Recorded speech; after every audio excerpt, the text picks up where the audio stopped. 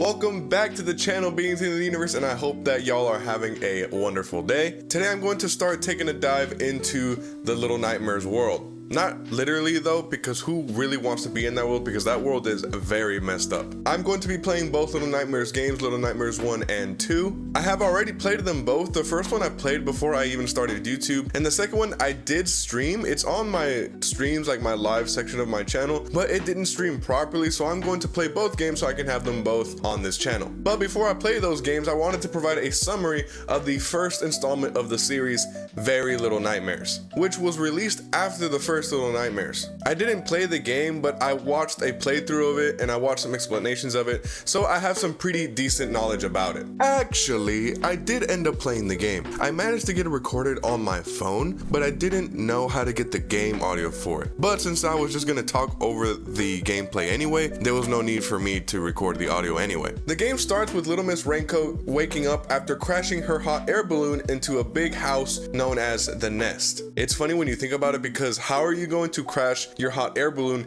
into a whole house? Like a house, a mansion at that, like a big mansion. How are you gonna do that? Maybe she just wasn't paying attention or something. What can I say? Women, right? Always crashing their vehicle into something. Now, at first glance, I thought this little girl in the yellow raincoat was 6 from Little Nightmares 1, but it's not. More about that in a bit. Little Miss Raincoat moves her way throughout the mansion trying to find her escape. As she does that, she comes across this other little girl throughout the game. She seems that she wants to escape too, but at first she's always running away. Yeah, that girl right there, that is 6 from Little Nightmares 1. Crazy, isn't it? Now we know where 6 came from. Little Miss Raincoat keeps moving on throughout the mansion, and then she encounters Daddy Longlimbs, who is known as the Craftsman. The Craftsman looks like he is supposed to be in charge of making all the dolls that you see throughout the game. The dolls being made out of trapped children who are caught in the nest, or caught in a different environment and then brought to the nest. It's pretty freaky. We can confirm that after seeing that the child that Little Miss Raincoat rescues wearing the red scarf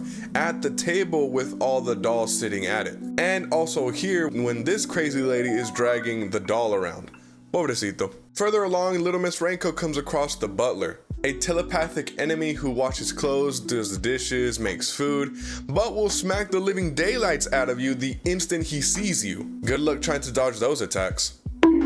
After all that mess, you get to see the mastermind behind the nest. This psychotic looking lady known as the Pretender. And it looks like she wants all these dolls to pretend that she has some sort of company, friends, family, that sort of stuff. Now we know why she is called the Pretender. After a little while, Little Miss Raincoat and 6 find themselves on the verge of escaping. They help each other do that, but Little Miss Raincoat accidentally locks 6 out of the shed. I think this is where 6's trust issues started. Little Miss Raincoat continues and meets the Pretender, who is on a bench crying over a doll that has been torn up. And as you can see, that is the child wearing the little red scarf who was rescued earlier. R.I.P. child with a little red scarf. Little Miss Raincoat does her best to run away from the Pretender, and there's a point where 6 comes in and tries to help Little Miss Raincoat by pushing a boulder onto the Pretender, hoping it would kill her. But sadly, it doesn't. The Pretender lunges at Little Miss Raincoat, causing them both to start falling all the way down into the water. The yellow raincoat floats up to the top, confirming the girl in the yellow raincoat's death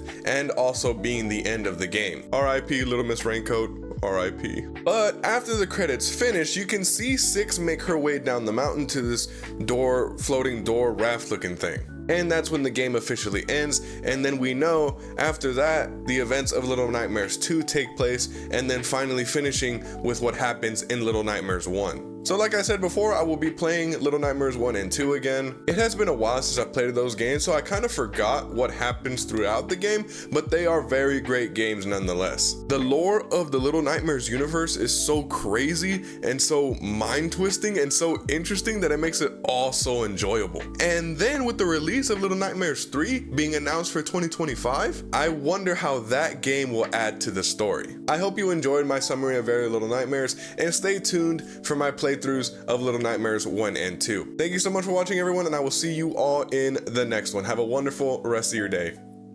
Brr.